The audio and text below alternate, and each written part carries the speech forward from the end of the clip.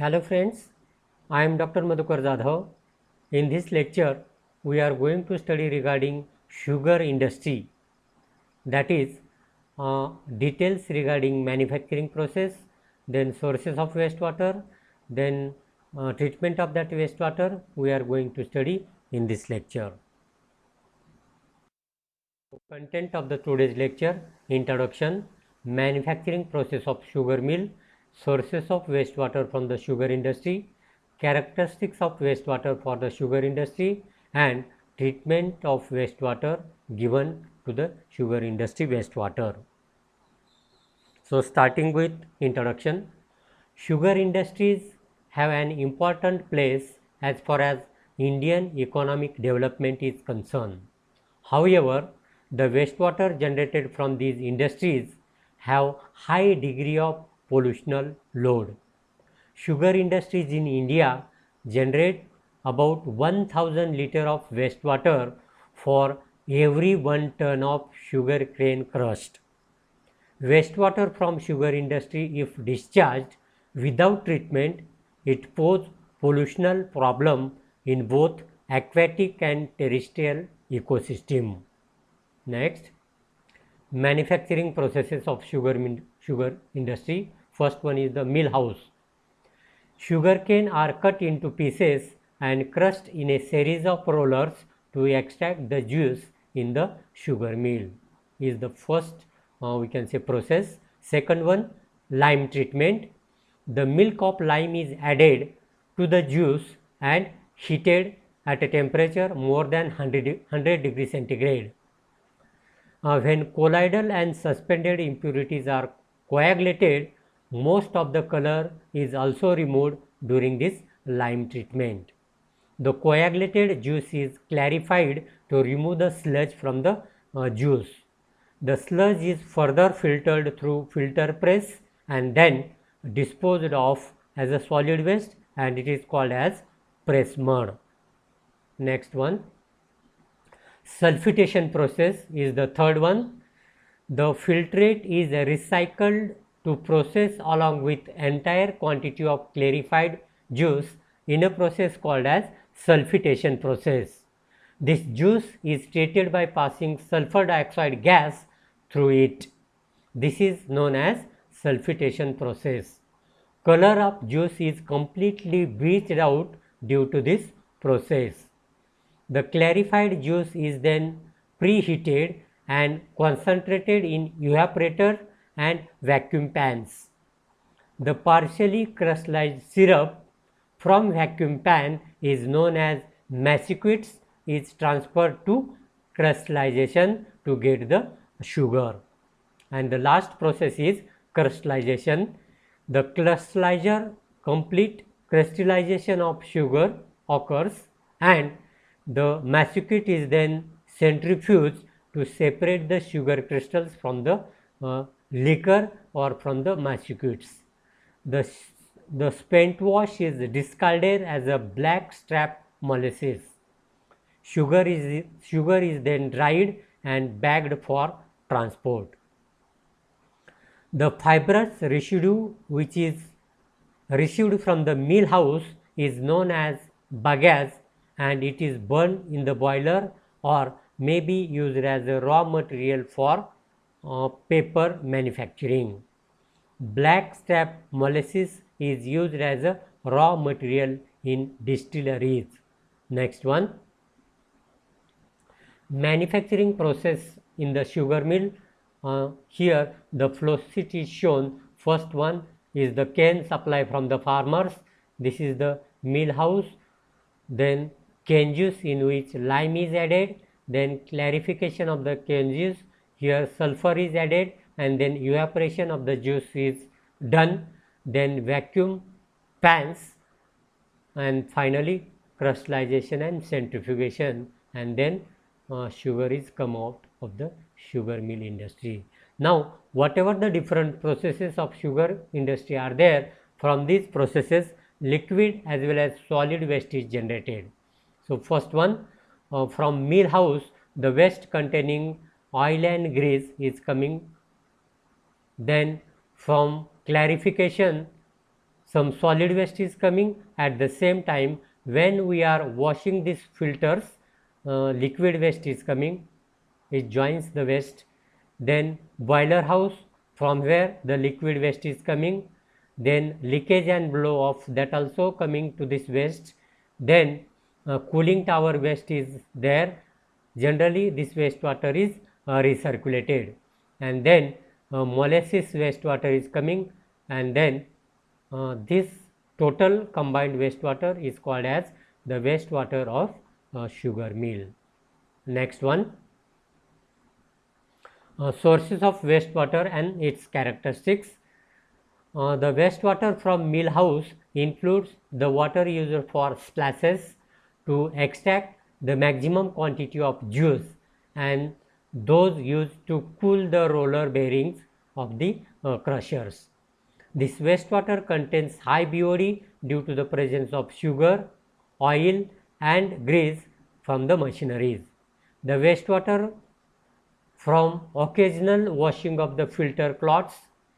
This wastewater, even though in small volume, it contains high BOD and suspended solids concentration.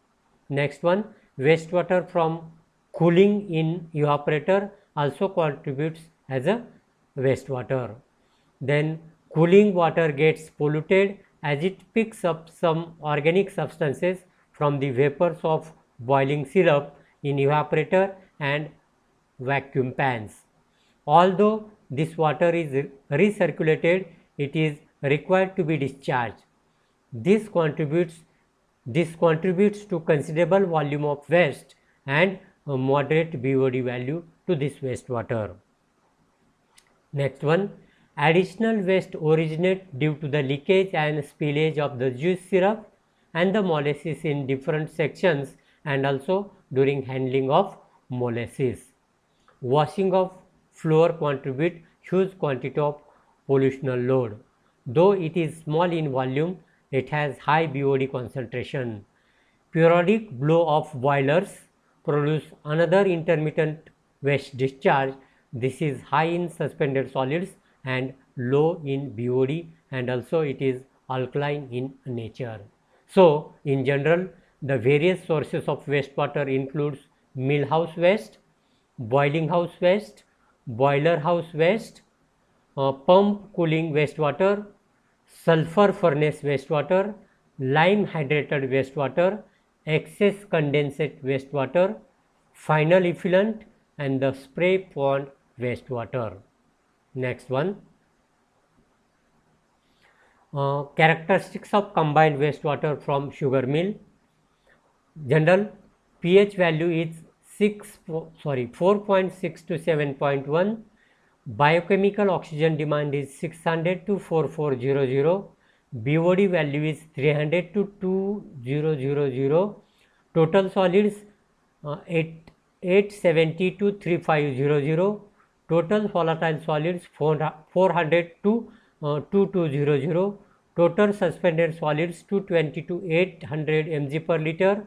Total nitrogen is 10 to 40 mg per liter, and COD upon BOD ratio is 1.3 to 2, means combined wastewater from sugar mill industry can be treated biologically. Next one, treatment of the sugar mill wastewater. Pollutional load in sugar mill can be reduced with a better water and material recovery practiced in plant.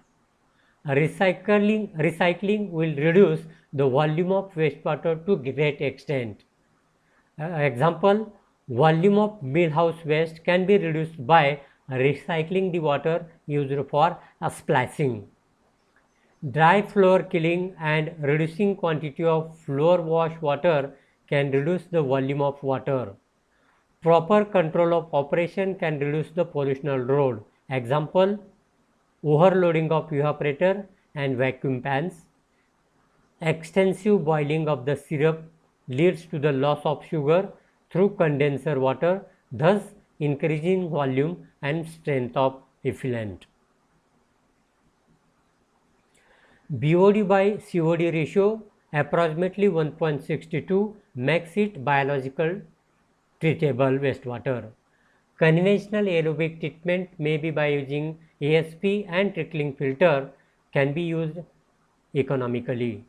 Due to seasonal nature of waste, conventional treatment may not be economical.